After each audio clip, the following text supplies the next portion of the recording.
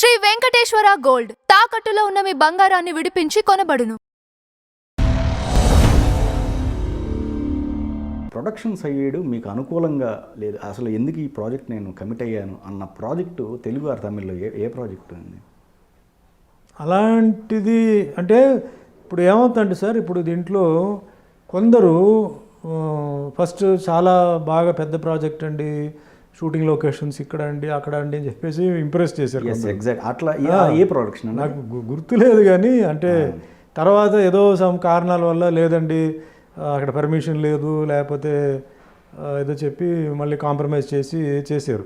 So తర్వాత ఇది ఏమైందంటే ఇది తెలుగు తమిళ అండి, తెలుగులో కూడా ఉన్నాయి, తమిళ్లో లేదండి.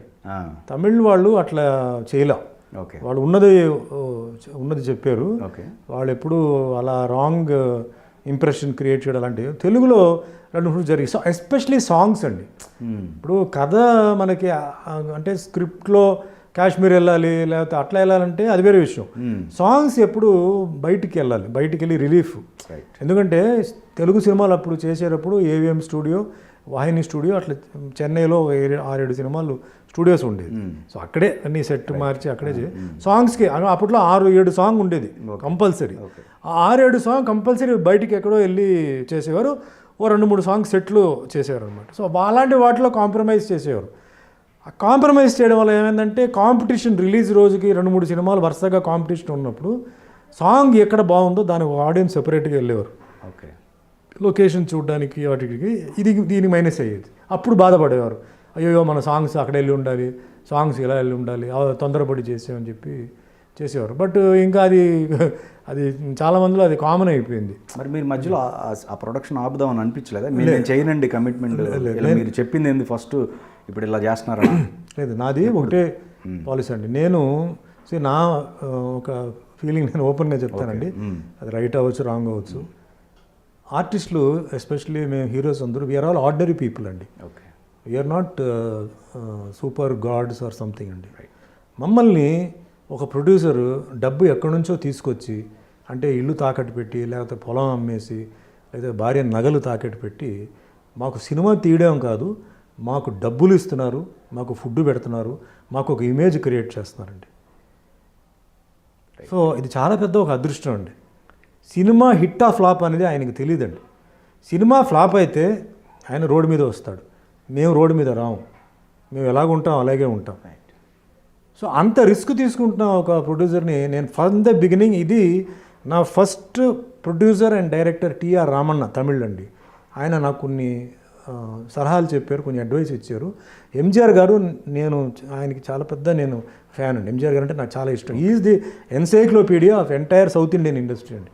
మేబీ నార్త్లో దిలీప్ కుమార్ ఉండొచ్చు, ఎవరైనా ఉండొచ్చు, కానీ ఎంజిఆర్ గారికి ఉన్న ఒక విజన్, ఎంజిఆర్ గారికి ప్రొడ్యూసర్స్ మీద ఉన్న విజన్, తర్వాత ఎలా చేయాలనేది నేను చాలా వరకు దాంట్లో నుంచి అడాప్ట్ చేశాను. ఇప్పుడు కూడా నేను చేస్తున్నాను, ఫ్యూచర్లో కూడా నేను చేస్తానండి. అంటే how we have to think about the producer అండి. ఇప్పుడు వాళ్ళు సరిగా లేకపోతే వాళ్ళ ప్రోడక్టే వీక్ అవుతుంది, రేపు దానికి సెకండ్ రన్ ఉండదు, తర్వాత దానికి ఒక రీసేల్ వాల్యూ ఉండదండి. అది వాళ్ళ ఇది. బట్ నేను మీరు ఇలా అన్నారు, మీరు ఎందుకు తీయలేదు, నేను చేయను ఇలాంటి చెప్పి ఎప్పుడు నాకు తెలిసిన వరకు ప్రొడ్యూసర్స్ కౌన్సిల్లో నేను ఎక్కలేదండి. అంటే సుమన్ సినిమా షూటింగ్ ఆపేసాడు షూటింగ్కి, ఈవెన్ నాకు ఎన్నో దెబ్బలు తగిలినా కూడా, అంటే ఆ రోజుల్లో ఇది కామన్ అండి, నేనే కాదు చాలామంది హీరోస్ కూడా ఎంత దెబ్బలు తగిలినా కూడా, జ్వరం ఉన్నప్పుడే మాకు రెయిన్ సాంగ్ వస్తుంది, కాలుకి దెబ్బ తగిలినప్పుడే ఫైట్ ఉంటుంది, జ్వరం ఉన్నప్పుడే చలి ప్రదేశానికి తీసుకెళ్తారు. సో మేము ఎప్పుడు ప్రొడ్యూసర్స్ని డిస్టర్బ్ చేయడం, నా కాన్షియస్గా చెప్తున్నానండి, నాకు తెలిసి మట్టుకు ఎప్పుడు నేను ప్రొడ్యూసర్స్కి నేను డిస్టర్బ్ చేయడం కానీ డ్యామేజ్ చేయడం కానీ చేయలే. ద మెయిన్ రీజన్ ఎందుకంటే నేను ఐఎమ్ నథింగ్ అండి, నా నథింగ్ని దే మేడ్ మీ సంథింగ్ అండి.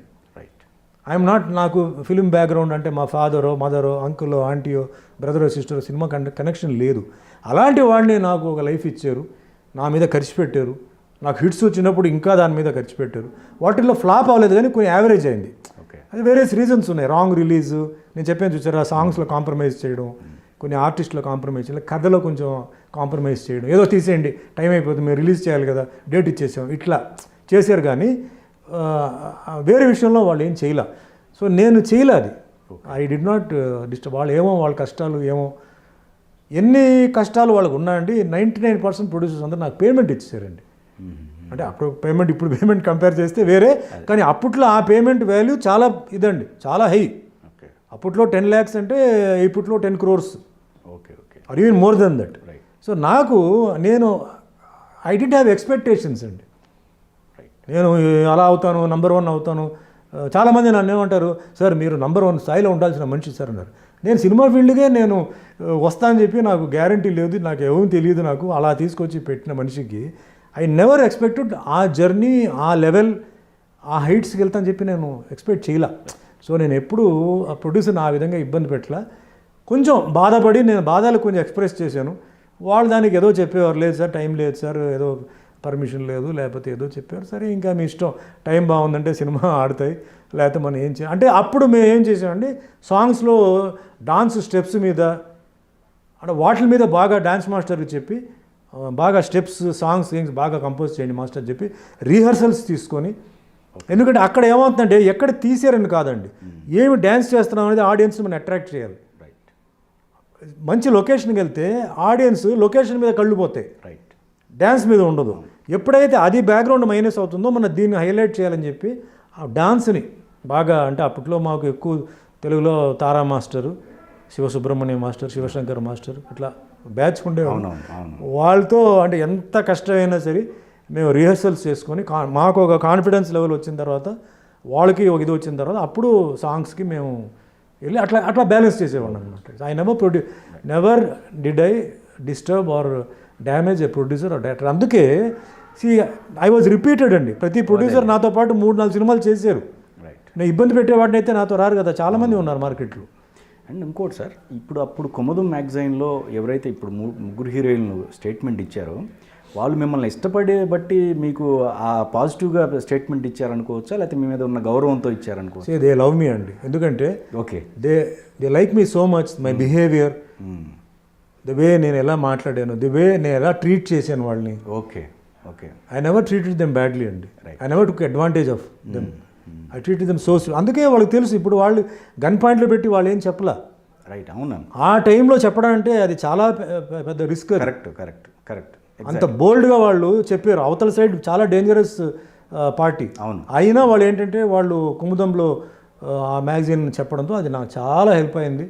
అండ్ ముఖ్యంగా నేను చెప్పాలంటే సార్, తెలుగు ప్రెస్ వాళ్ళు 2 వర్షన్స్ ఇచ్చారండి. తమిళ్ వర్షన్ ఇది సుమన్ మీద, తెలుగు వర్షన్ ఇది అని చెప్పేసి. బికాస్ తమిళ్ వాళ్ళకి అప్పుడు తెలుగులో నాకున్న పొజిషన్ వాళ్ళకి తెలియదు. ఓకే. వాళ్ళు అనుకున్నారు ఏదో సుమన్ మామూలుగా ఏదో హీరోగా ఏదో చేస్తున్నాడని చెప్పేసి. నేను ఆ టైంలో ఏ లెవెల్లో ఉన్న విషయం తెలుగు ప్రెస్కే తెలుసు. రైట్. అండ్ అప్పట్లో ఛానల్స్ లేదు, ప్రింట్ మీడియా. అవును. సో వాళ్ళు నాకు బాగా సపోర్ట్ చేశారు. సుమన్ ఎందుకు చేయాలి, సుమన్ పొజిషన్ ఇది, అదే చేయాల్సిన అవసరం ఉందా, ఆయనకి బోల్డ్ డబ్బు ఉంది, ఇప్పుడు బోల్డ్ ఆఫర్స్ ఉన్నాయి, ఎందుకు చేయాలి. అలాగే అమ్మాయిల విషయం లింక్ చేసినప్పుడు ఆయన ఎందుకు పోయి చేయాలి, ఆయన అంటే ఎంతోమంది రెడీగా ఉన్నారు ఆయనతో వచ్చి పడుకోవడానికి, why should you do it. ఇట్లా అన్ని బ్యాలెన్స్ చేశారు అప్పట్లో మా తెలుగు ప్రెస్. వాళ్ళకి ధన్యవాదాలు. ఎందుకంటే నేను ఎక్కడో ఉన్నాను అప్పుడు, చాలామంది నాకు చెప్పారు, సార్ తెలుగు ప్రెస్లో ఇలా వచ్చిందండి, మా ఫ్యాన్స్ సార్ ఈ కట్టింగ్స్ అన్నీ కట్ చేసి జ్యోతిచిత్ర మ్యాగజైన్ ఇవన్నీ మ్యాగజైన్స్ ఉండేది అప్పుడు, వాటిలో వచ్చి సపోర్ట్ చేశారు. దట్ వాజ్ అ గ్రేట్, నాకు ఒక మంచి బలం, ఎనర్జీ వచ్చిందండి. Okay okay. అంటే ఎందుకంటే వాళ్ళ గురించి తెలుసు నా గురించి. వాళ్ళేం నా కోసం ఏం సెపరేట్గా స్పెషల్గా ఏం పెట్టలా. సుమారు ఎన్ని సంవత్సరాలు సఫర్ అయ్యారు సార్? అది సంవత్సరాలు ఏం కాదు సార్, నేను 6 months I was in prison. 6 months close prison. Okay. After that it was all condition bail అండి. ఒక 1 year మదురైలో కండిషన్ బెయిల్ పెట్టారు. దాని తర్వాత అది రిలాక్స్ చేసి తమిళనాడుకి తీసుకొచ్చారు. అవుట్ ఆఫ్ సిటీ ఒక 8 months ఏదో పెట్టారు. దాని తర్వాత వదిలేశారు. ఇది జనరల్ ప్రొసీజర్ అండి. జనరల్ అదేలేండి. ఒకేసారి వాళ్ళు ఇవి చేయరు కదా. ప్రొలాంగ్ ద కేస్ అండ్ నేను మై టైమ్ వాజ్ బ్యాడ్ అండి. నేను టైం బాగా నమ్ముతున్నాను. టైం బ్యాడ్ జరిగింది. దాని తర్వాత చాలా సింపుల్గా కేసు వచ్చేసి కొట్టేశారు. Very simple. సో నేను మళ్ళీ పరువు నష్ట వేయడం ఈ వేయడం సినిమాలో అవుతుంది, కానీ రియల్ లైఫ్లో అది మళ్ళీ ఒక్కొక్క కోర్టు ప్రొసీజర్, అది పెద్ద ప్రొసీజర్ అది.